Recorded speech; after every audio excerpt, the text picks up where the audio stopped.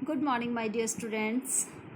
Dear students, today we are going to start our Hindi grammar book, सृष्टि व्याकरण रचना। तो बच्चों, आज हम हमारी व्याकरण की बुक स्टार्ट कर रहे हैं, जिसमें हमारा फर्स्ट चैप्टर जो हम पढ़ने जा रहे हैं आज, वो है हमारी भाषा। क्या होती है भाषा, ये हम आज पढ़ेंगे। देखिए, सबसे पहले तो आप मेरी आवाज़ सुन रहे हैं और समझ भी रहे हैं कि मैं क्या कहना चाह रही हूँ। और आप जो कुछ बोलते हैं, जिससे भी आप बोलते हैं, उसको आपकी बात समझ में आ जाती है, क्योंकि आप कुछ बोलते हैं। और क्या बोलते हैं? जो आप बोल रहे हैं वही भाषा है। ठीक है, जो आप बोल रहे हैं, मैं बोल रही हूँ, वही भाषा है। क्योंकि भाषा के बिना ना तो हम किसी से कुछ कह सकते हैं, ना किसी की बात को समझ सकते हैं। तो एक सीधे शब्दों में यदि कहा जाए तो भाषा क्या होती है? भाषा वो होती है जिसके द्वारा हम एक दूसरे तक अपनी बात पहुंचा सकते हैं। हम अपनी बात दूसरे तक पहुंचा दें और दूसरे की बात को हम समझ जाएं, वो है भाषा।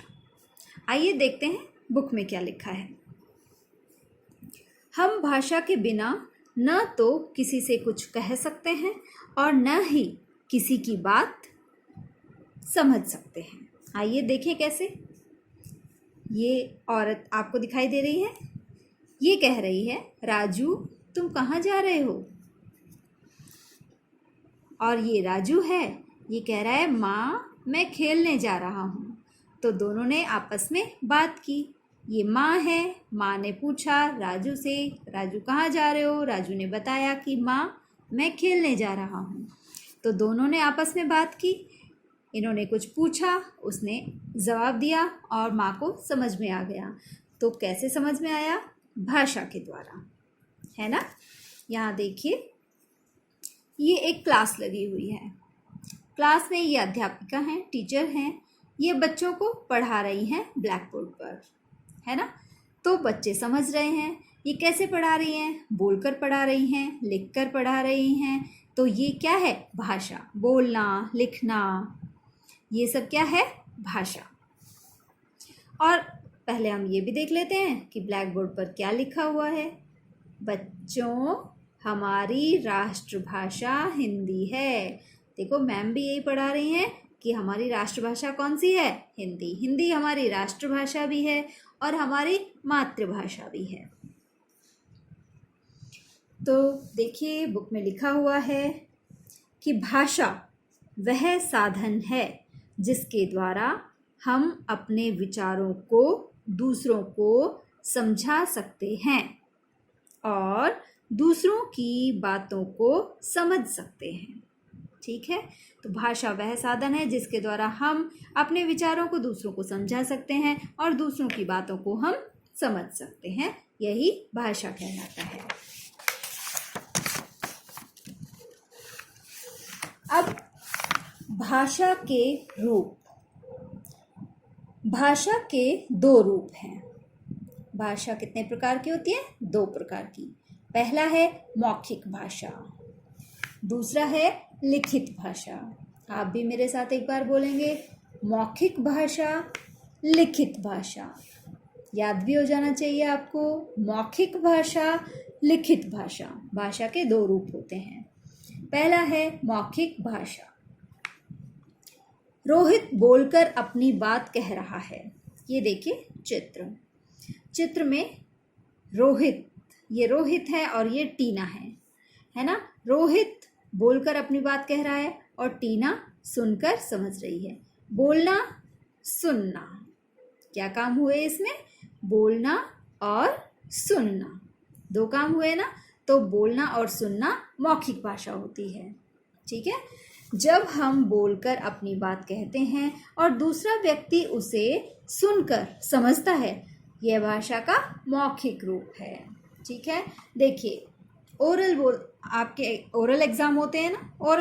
ओरल को हिंदी में मौखिक कहते हैं। उसमें भी यही होता है कि टीचर आपसे क्वेश्चन पूछती हैं, आप उसका जवाब देते हैं। इसमें भी बोलना और सुनना काम होता है, इसलिए उसको ओरल कहते हैं, इसलिए उसको मौखिक कहते हैं। ओरल को हिंदी में मौखिक कहते हैं। ठीक है, आपको तो ये ध्यान रखना है कि बोलना और सुनना ये मौखिक भाषा कहलाती है। ओके, अब दूसरा है लिखित भाषा।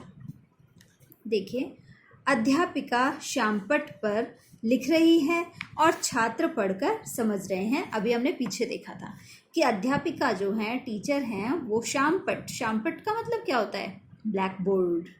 ब्लैक बोर्ड को हिंदी में श्यामपट्ट कहते हैं। ओके, तो जो टीचर हैं, अध्यापिका है, वो श्यामपट्ट पर लिख रही है और बच्चे उसे पढ़ रहे हैं और समझ रहे हैं।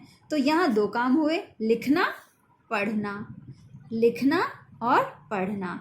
तो लिखना और पढ़ना ये लिखित भाषा कहलाती है। देखिए, जब हम लिखकर अपनी बात कहते हैं और दूसरा व्यक्ति उसे पढ़कर समझता है, यह भाषा का लिखित रूप कहलाता है। ओके, अब आप 4 बातें हो गई, बोलना, सुनना, पढ़ना, लिखना। ठीक है, ये भाषा कहलाता है। बोलना और सुनना मौखिक भाषा है, पढ़ना और लिखना लिखित भाषा कहलाता है। यहाँ तक आपको समझ में आ गया होगा। आगे देखते हैं। देश एक, भाषा अनेक। हमारा देश तो एक है, कौन सा? कौन सा है हमारा देश? भारत देश। हमारा देश का नाम है भारत, है ना। और भारत देश तो ये हमारा एक ही है, लेकिन उसमें भाषा कितनी बोली जाती हैं? अनेक भाषाएं बोली जाती हैं, क्योंकि उसमें बहुत सारे राज्य हैं और हर राज्य में अनेक अलग अलग भाषाएं बोली जाती हैं। तो बच्चों, हमारे देश भारत में विभिन्न राज्य हैं, मतलब कई राज्य हैं। इसलिए यहाँ लोग हिंदी भाषा के साथ साथ अपने राज्यों की भाषा का भी प्रयोग करते हैं। हिंदी हमारी राष्ट्रभाषा है। बताओ, हमारी राष्ट्रभाषा कौन सी है? हिंदी। हमेशा याद रखना है ना। तो देखिए, अलग अलग राज्य और उनकी भाषाएं। पंजाब, पंजाब राज्य का नाम सुना है आपने? वहाँ पंजाबी भाषा बोली जाती है। बंगाल में बांग्ला बोली जाती है। गुजरात में गुजराती बोली जाती है। तमिलनाडु में तमिल भाषा बोली जाती है। आंध्र प्रदेश में तेलुगु भाषा बोली जाती है। महाराष्ट्र में मराठी भाषा बोली जाती है। तो ये तो एक एग्जाम्पल के लिए 6 लिखे हुए हैं।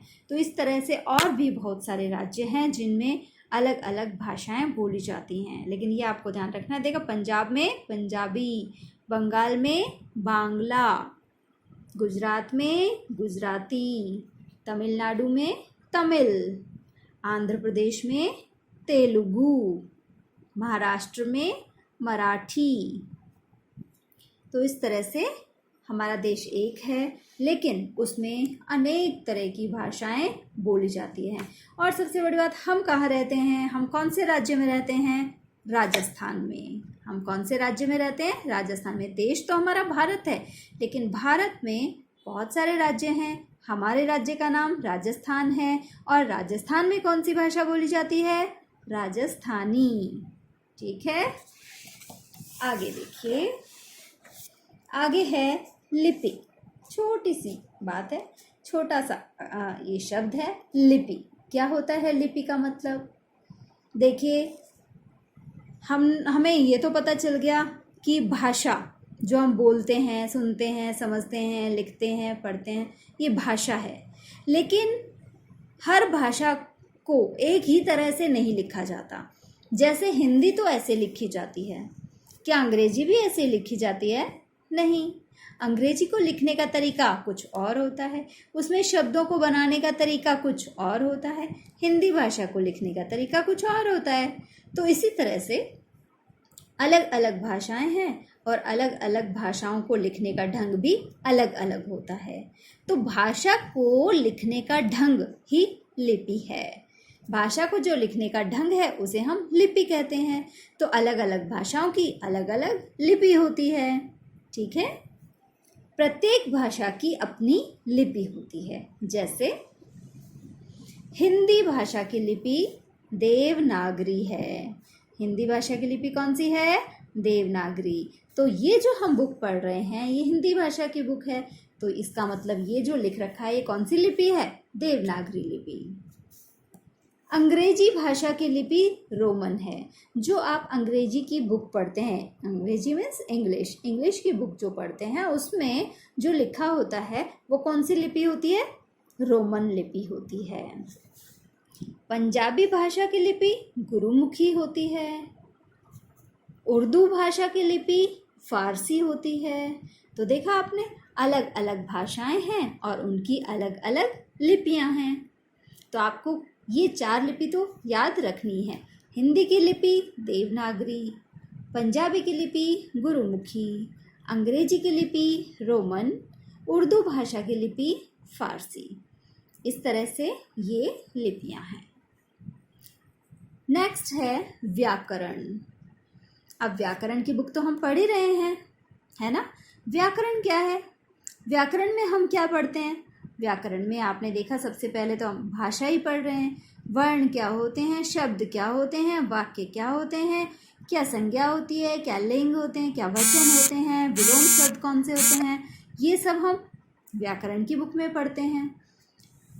तो बच्चों, व्याकरण हमें वर्णों, शब्दों और वाक्यों को शुद्ध बोलना, लिखना और पढ़ना सिखाता है। व्याकरण से हम क्या सीखते हैं?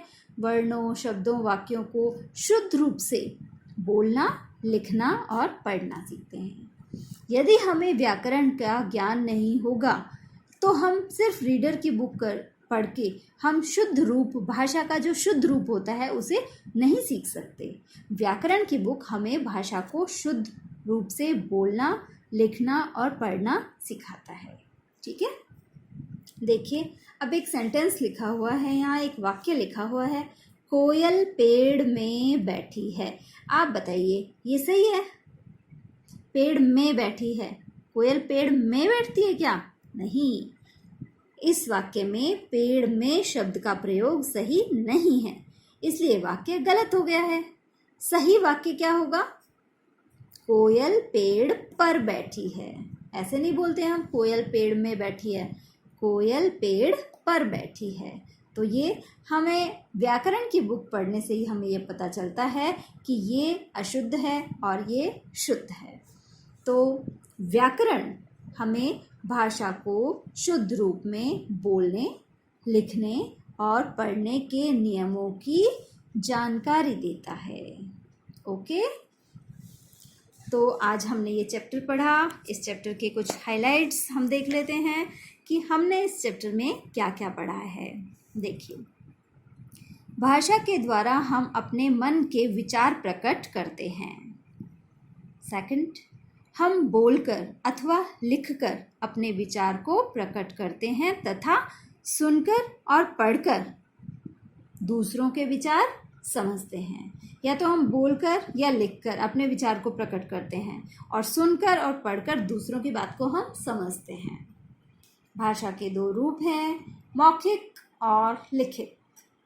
व्याकरण हमें भाषा को शुद्ध रूप में बोलने, लिखने और पढ़ने के नियमों की जानकारी देता है। भाषा को लिखने के ढंग को लिपि कहते हैं। हिंदी भाषा की लिपि देवनागरी है। ओके, आशा करती हूँ आपको ये चैप्टर अच्छे से समझ आ गया होगा।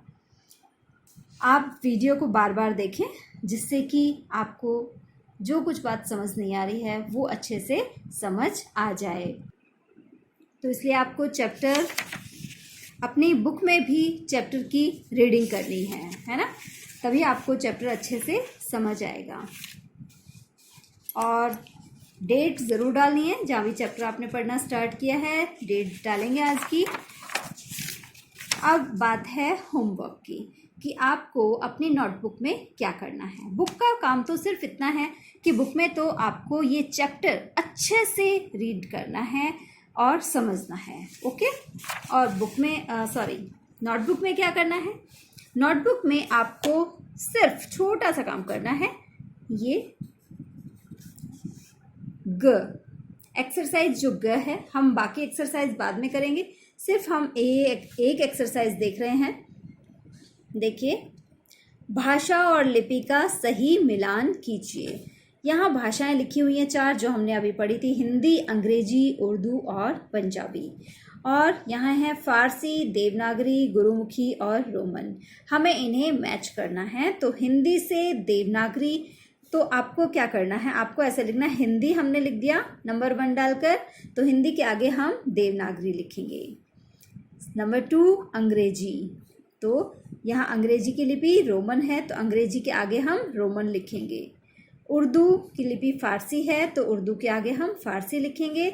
और पंजाबी की लिपि गुरुमुखी है, तो पंजाबी के आगे गुरुमुखी लिखेंगे। इस तरह से आपको सिर्फ ये एक्सरसाइज ग अपनी नोटबुक में करनी है। Thank you.